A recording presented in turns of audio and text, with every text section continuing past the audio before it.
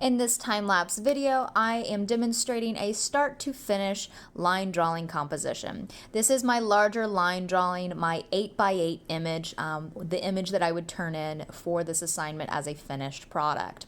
What you can't see off the frame is my larger sketch that I'm working from. That's right above me, and I'm using that as a reference point to draw my more finished and much more completed, higher resolution and more beautiful line drawing.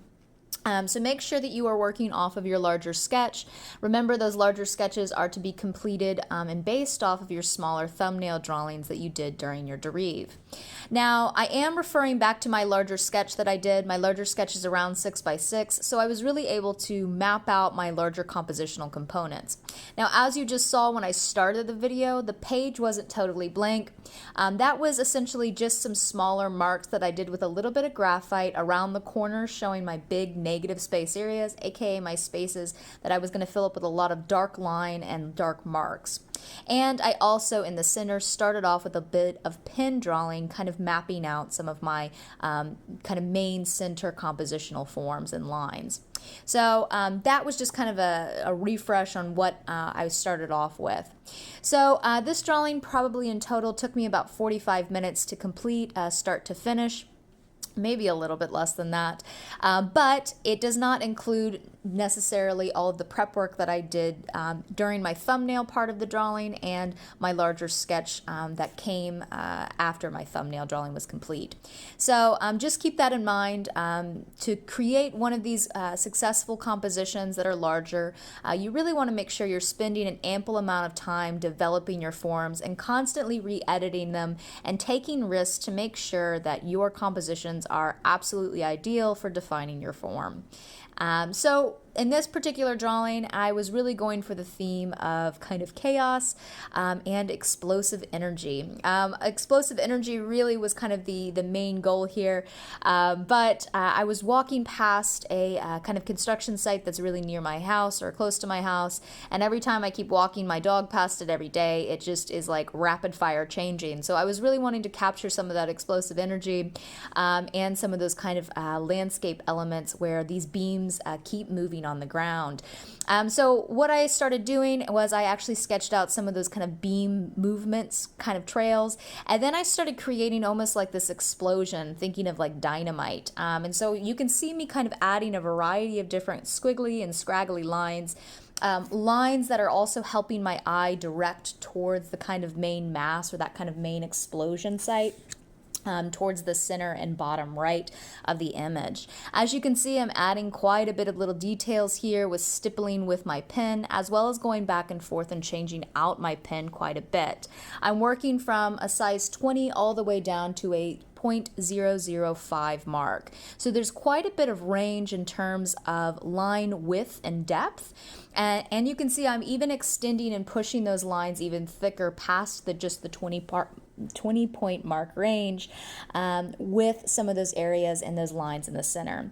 As you can notice, those lines on the outside are getting quite thick now. They're almost taking on more of a shape form, but that's really what I needed to make my composition strong. I needed to have some areas that frame my kind of central spot of that kind of explosive energy.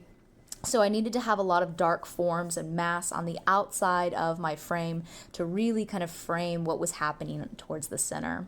As you can see, those kind of directional lines that are going diagonally from the top left to the right are really adding a lot of movement in the piece, directing your eye back into the energy kind of happening towards the bottom right of the image.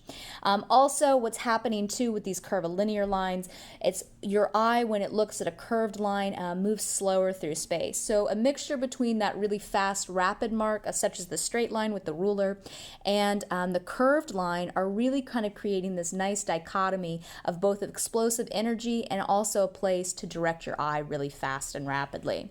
So in terms of just how this composition is working, it's pretty successful for capturing that movement speed that you would imagine with explosive energy.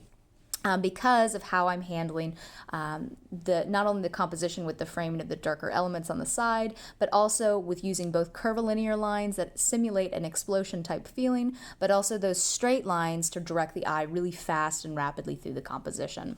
Now you're going to see me really quickly and rapidly develop this image. I have a finished image that is going to be showing up here in just a few moments. My camera unfortunately ran out of memory once again when I was filming this, so I will cut very quickly to the end product.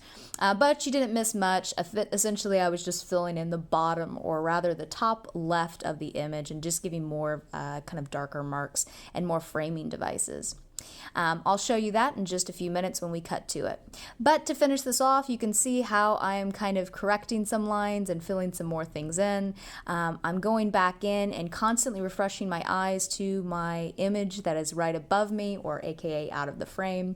You can see I'm going back in and adding last little bits of texture and mark to add some interest back into the piece, little tiny bits of detail and data. As you can see, I'm correcting it and just putting it in a frame for you guys. And I'm almost done with this point, and hopefully we should be switching over here.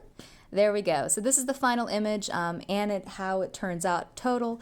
As you can see, I added kind of more circular marks towards the center, and I added a larger kind of framing mark towards the top of the image. So this is going to conclude this video. I hope you enjoyed it. Go back and rewatch it just to see my process. Remember to vary your marks. Think about the energy of the lines and the marks and how they're really going to read in terms of developing a concept and defining a word. Hope you enjoy, and happy drawing!